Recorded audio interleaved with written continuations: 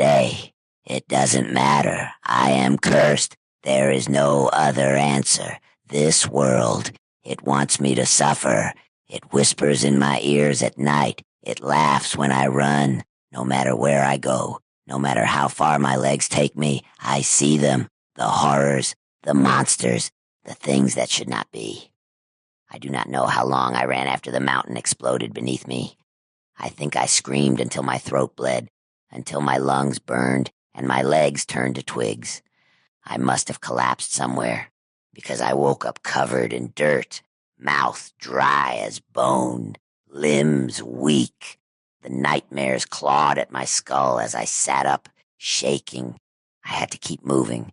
I had to find water, food, something, anything. I was still alive, but I wasn't sure if that was a blessing or a curse. A twig snapped behind me. I nearly died right there. My heart leapt. I scrambled back. My breath caught in my throat. And then a squirrel. It looked at me. I looked at it. It twitched. I shrieked and ran.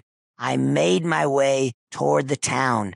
The humans don't like goblins much, but the thugs, the syndicate, they tolerate us. Maybe they'd have food. Maybe they'd help.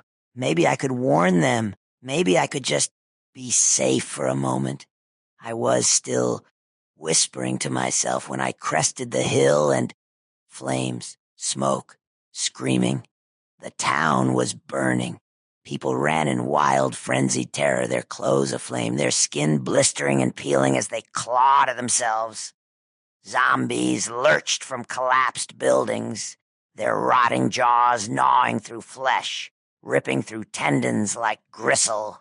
Some were on fire themselves, shambling torches, their mouths still moving, still moaning, even as the flames devoured their faces. The air was thick with the putrid stench of burning hair, of melting fat, of charred bone cracking in the heat. The ground was slick, wet with something darker than just blood, something rancid, something festering.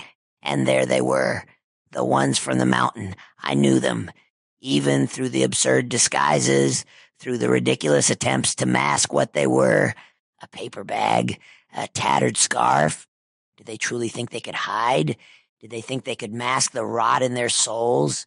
My breath caught in my throat, my pulse hammering in my skull. They caused this, didn't they? They had to. They always appear. And then chaos, death, world bleeds. I turned. My legs moved before my mind could catch up. I didn't need to think. I only needed to run. Again, I stumbled into my village, screaming, my throat raw. I grabbed Krek by the shoulders and shook him. They are real. The mountain, the fire, the dead walk, the monsters walk among us. He looked at me like I had grown a second head. The others whispered. They shook theirs. Skrik's lost it. Poor bastard saw too much. He's cracked. I wanted to scream more, but my breath was gone. So when they muttered amongst themselves, when a few of them decided to check my words, I let them. They walked. They went. And when they came back, they laughed. The town's fine, Skrik. You need rest. Rest. Rest. The town was in flames. It burned. It screamed. I saw it. I saw them. I saw them.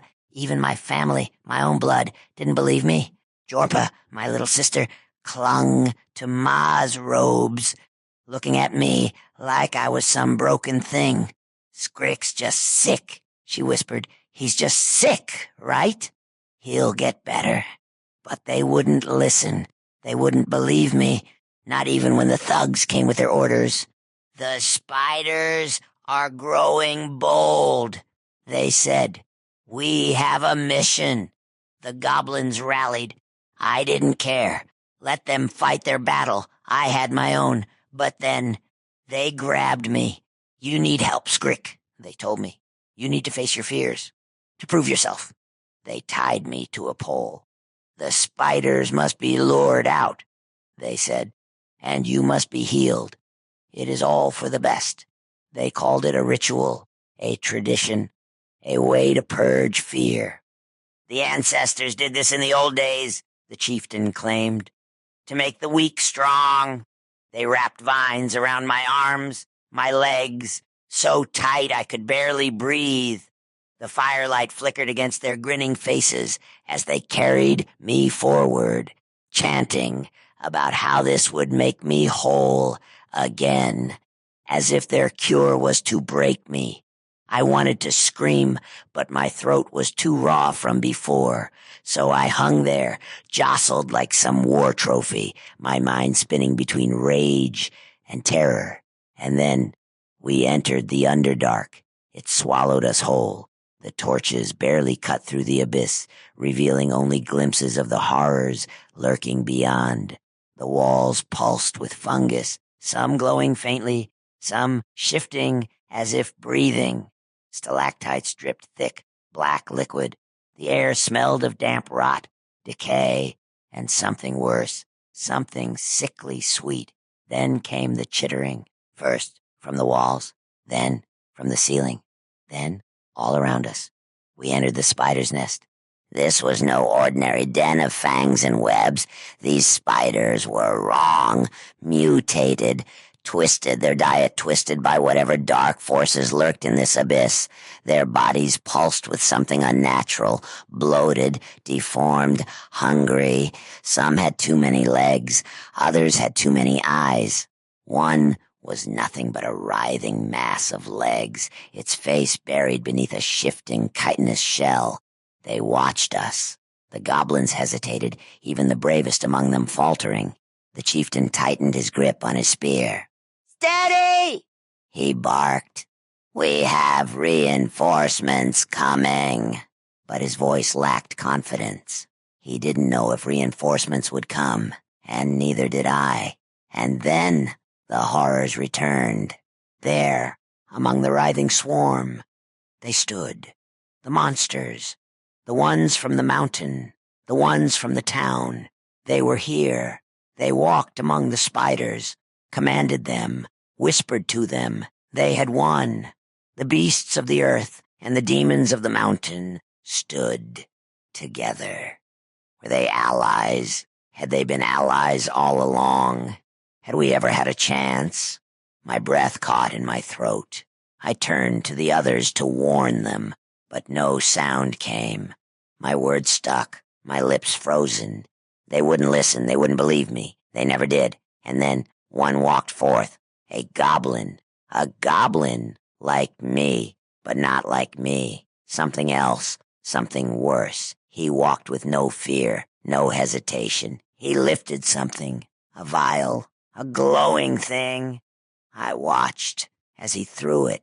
Smoke, a cloud, a curse. It spread over the battlefield. And then they ruptured. They shattered. They were unmade, not just killed, warped. Their bodies twisted, overwhelmed by something far beyond them. Magic. Too raw. Too vast. Too much. Their skin cracked like shattered porcelain, their veins turning black as if ink had been poured into them.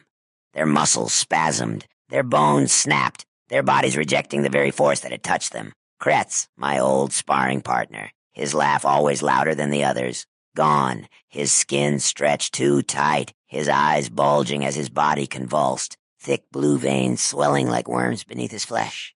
He gripped his head, shrieking, as his skull caved inward with a sickening crunch, his body folding in on itself like a crushed insect.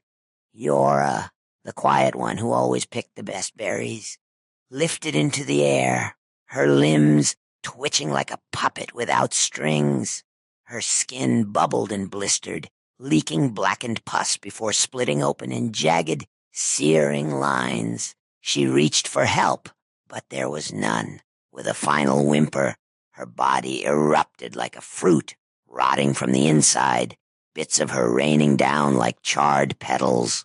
Tharl, the best hunter in the village, the one who never missed a shot, his body seized, his hands clawing at his throat, his veins glowed molten, like cracks in the earth before an eruption. He opened his mouth to cry out, but no words came, only fire. It burst forth, a white-hot torrent from his throat, melting his face, his chest, his very being, until all that remained was a blackened, charred husk. I watched. I knew them. I had fought beside them. I had shared meals with them, laughed with them, suffered with them, and now they twitched, convulsed, and died like vermin caught in a blaze. Their suffering was not quick. It was agonizing. It was merciless, and I could do nothing but witness their undoing. And when it cleared, those who still stood bowed. Whatever you command. The monsters had taken everything, and I laughed, because the nightmare never ends.